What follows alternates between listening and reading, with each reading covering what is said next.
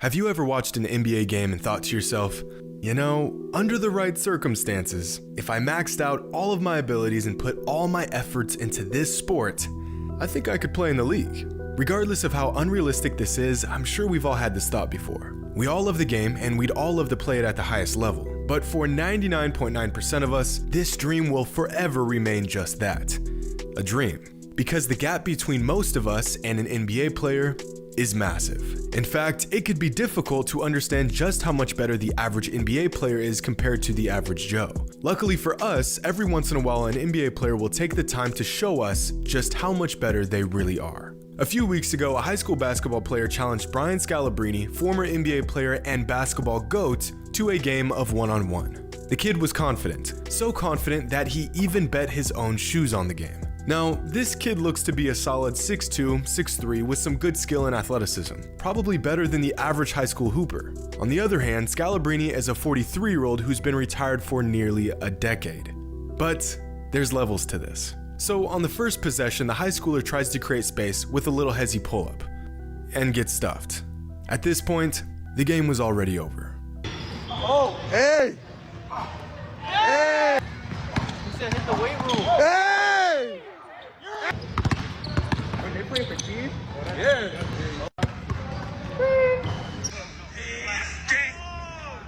After what probably felt like the longest 5 minutes of the kid's life, Brian Scalabrine beat the high schooler 11-0. It wasn't even close. Now, I'm sure there's some clips of the kid getting more shots up on Brian, but his friends decided to only include the clips of Brian torching him. Now, Scal could have easily used his size on every possession, but to really make an example out of the young buck, he got into his bag instead. This isn't even fair. Keep in mind, Brian is a relatively out-of-shape 43-year-old 9 years removed from the NBA. Brian wasn't even an average NBA player. No offense to the man, but when I tried to search up his stats on Basketball Reference, Brian was so low on the leaderboard that he didn't even come up. His name literally doesn't appear. So instead, I had to go over to the ESPN archives and dig through hundreds and hundreds of players until I finally found old Brian on the last page of the league leaderboard. Out of 479 players in the NBA that season, Brian ranked 464th. 464th. In fact, in Brian's last season in the NBA, he scored just 32 points. In the season before, he scored just 20. And in the season before that, he scored 78. In fact, Brian scored less points in his entire 11-year NBA career than James Harden scored last season, in the first 45 games of the season. In Scal's last season in the NBA, he was worse at scoring the ball than 97% of NBA players. And here he is, 9 years later, shooting hoops in his spare time and still absolutely smoking an above-average hooper. This, ladies and gentlemen, is what I like to call perspective. It's something that you need in order to grasp exactly where you stand in the world of sports, and yet it's something that a lot of sports fans lack. We all know that one guy that swears he would have went to the league if he didn't get injured, or he got more playing time, or if he was 6 inches taller. That's me saying that. I'm that one guy. But all jokes aside, sometimes we just need to get walked by real NBA talent to know exactly how good these guys are. Like in 2017, when a 22-year-old Fred VanVleet went one-on-one against two other hoopers. Now, these other hoopers were far from average. One of them was Marcus Posley, a guard in the G League. The other hooper was Jordan Poole, who is now a contributing player on the Warriors, but at the time was an 18-year-old fresh out of high school as the 51st top prospect in the entire country. Two elite basketball players, one a professional in the G League, the other a top high school recruit with 5 inches on VanVleet. Both of them far, far better than everyone at your local gym. Take a wild guess at how these one-on-ones went.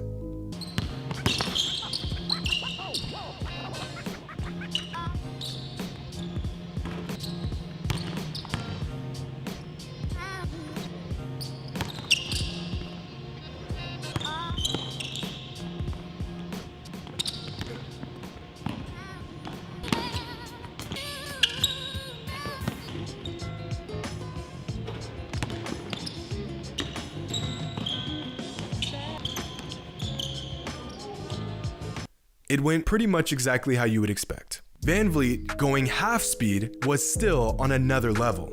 Just look at how easy he gets to his spots. Getting up shots like the defender isn't even there. In a King's Court format, Poole finished with 3, Poseley finished with 7, and Van Vliet finished with 19, and didn't even break a sweat in the process. Look at this bucket here. Come on, dog. This man literally isn't even trying. Today, most fans know Van Vliet as a killer point guard with a championship and a 54-point performance under his belt. But back in 2017, Fred was hardly a rotational guy for the Raptors, averaging just 8 minutes and 3 points per game. This guy is 6 feet tall on a good day, can hardly get playing time in the league, and here he is completely sleepwalking through 2 elite basketball talents like it's nothing. Perspective. And I would like to say that for the most part, NBA players don't even give us average Joes the time of day. Only once in a blue moon do they bring their busy days to a halt to show some washed up hack just how delusional he is. But far more often, these pros don't even listen to the chatter. Well, all of them but Scalabrine. Brian doesn't just listen to us average Joes, he makes a show about it and proceeds to embarrass our fellow average brethren for the world to see. Seriously, this was a real thing. This actually happened. In 2013, on a show called The Scallenge, which is pretty much the greatest name for a show in the history of shows, Brian Scalabrine didn't just play random guys one-on-one and take their shoes. This man handpicked contestants via video submissions, brought them onto his own show, created apparel and merchandise for the show, and even had his own sideline crew to call the action. This is absolute peak all-time pettiness from Scal. And I love it. Imagine sending a video to a former NBA player, calling him out on his game and saying you could beat him, and probably assuming you won't actually get picked. And then next thing you know, you're suited up in a gym checking the ball up to a 6'8" NBA champion. Now, some of these video submissions were complete satire, but for every guy trying to crack some jokes, there was a hooper who actually felt like he had a chance against Scal. The 3 contestants he chose were Matt Tomaszewski, Rich Morantis, and Jake Fay. Now, Mr. Tomaszewski wasn't your average hooper. Matt was a 6'8" forward who started at Syracuse just a year before this one-on-one. The second challenger, Rich, was actually a really good hooper back in his day, a former D2 player and also a former pro in Australia. The last challenger, Jake Fay, well, Jake is the epitome of an average player who had nothing but what I assume are a few rec league trophies in his submitted video that he literally did drills around.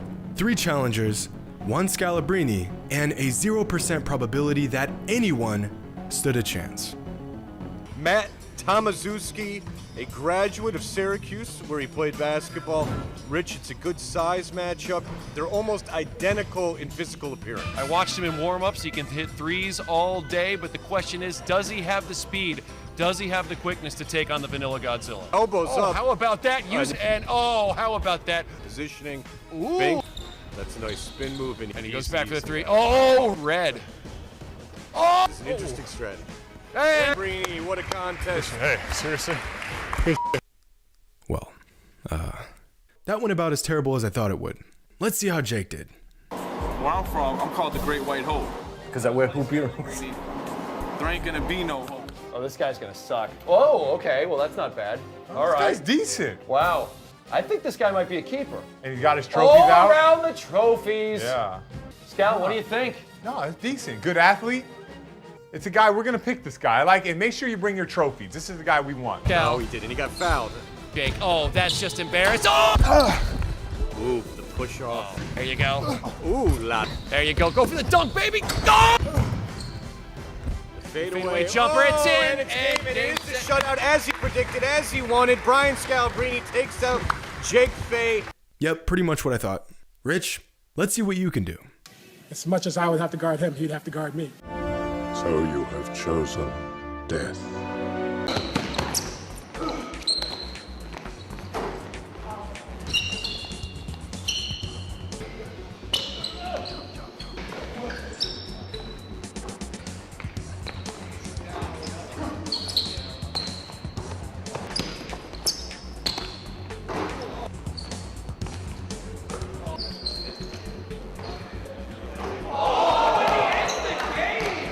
Walk away with a shutout. What did you take from the game? Well, I missed that first shot that I should have made. And after that, I just couldn't get the shot going, really. It's kind of where it is. Okay, that was terrible. Breaking news. NBA players, even old washed up retired ones, are way, way, way better than any of us.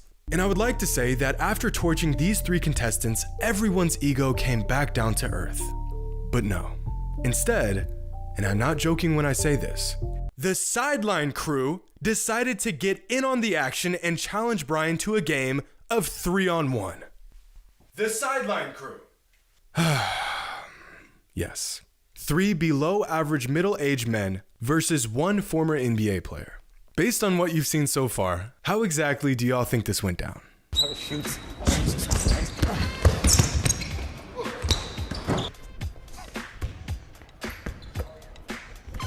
talking to himself again like a maniac. Whoa, why are you checking like that?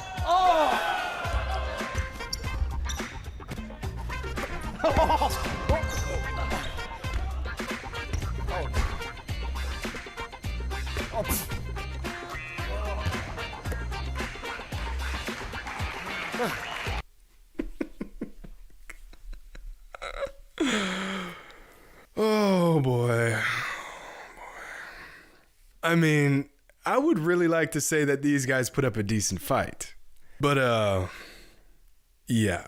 This is what happens when average Joes try to go against an NBA player. In fact, this is what happens when an average hooper, a former D1 player, and even a former overseas guy go against an NBA player. In the off chance that you ever get to actually play an elite talent on this level, it's just not gonna go well for you. So shout out to Brian, Fred, and any other NBA player who has taken time to scorch the normal guys, for giving us perspective that we desperately need but often refuse to accept.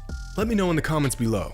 And be honest, how well do you think you would do in a game of 1-on-1 against an NBA player? And even better, who exactly do you think you would have the best shot at beating? Hope you all enjoyed, and as always, until next time.